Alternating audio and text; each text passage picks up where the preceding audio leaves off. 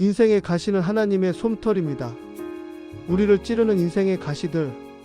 인생을 살다 보면 우리는 전혀 예상치 못한 가시들을 만납니다. 나를 아프게 찌르는 말의 가시, 믿었던 사람에게 얻은 배신의 가시, 그리고 좀처럼 낫지 않는 질병과 가난이라는 가시까지. 이 가시들은 우리의 살에 깊이 박혀 한 걸음을 내디딜 때마다 통증을 유발합니다. 우리는 그저 이 가시를 피하고만 싶어 하죠.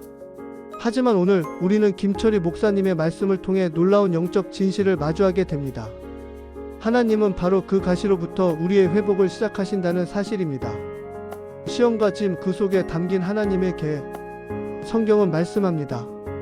하나님께서 우리를 시험하셔서 은처럼 단련시키셨다고 말이죠.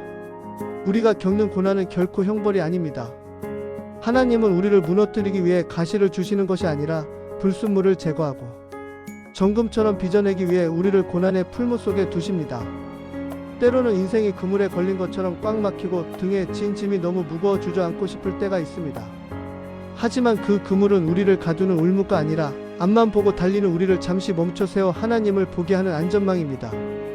등에 진 무거운 짐은 우리가 교만하지 않도록 속도를 조절해 주시는 하나님의 배려이자 장차 우리 어깨에 얹어주실 영광의 무게를 견디게 하는 훈련입니다. 비록 불 사이로 물 사이로 지나는 것 같은 위협 속에 있을지라도 기억하십시오. 하나님의 불은 우리를 태우지 못하며 하나님의 물은 우리를 침몰시키지 못합니다. 그 끝에는 반드시 우리를 풍성한 곳으로 인도하시는 하나님의 손길이 기다리고 있습니다. 고난을 이기는 선포. 고난은 하나님의 징벌이 아닙니다. 당신의 잘못도 부모의 탓도 아닙니다. 날카로운 가시 끝에는 하나님의 자비로운 만지심이 있습니다. 그 손길이 나를 만지실 때 가시는 솜털이 되고 아픔은 감사가 되며 눈물은 찬양이 됩니다. 찬양이 터질 때 시작되는 기적. 가시를 이기는 가장 강력한 방법은 무엇일까요? 오늘 말씀은 우리에게 하나님을 찬양하라고 권면합니다. 찬양은 단순히 노래를 부르는 것이 아닙니다.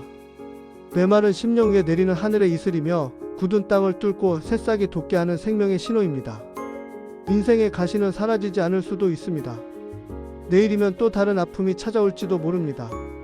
그러나 주님과 함께라면 그 날카로운 가시는 부드러운 솜털로 변합니다. 나를 징계하는 몽둥이인 줄 알았던 고난이 사실은 나를 어루만지시는 하나님의 은혜의 솜방망이였음을 깨닫게 됩니다. 오늘 이 오디오북을 듣는 여러분의 모든 상처가 하나님을 향한 뜨거운 간증으로 바뀌길 소망합니다. 여러분을 찌르는 그 가시 끝에 머물러 있는 하나님의 포근한 솜털을 발견하는 복된 하루가 되시길 축복합니다.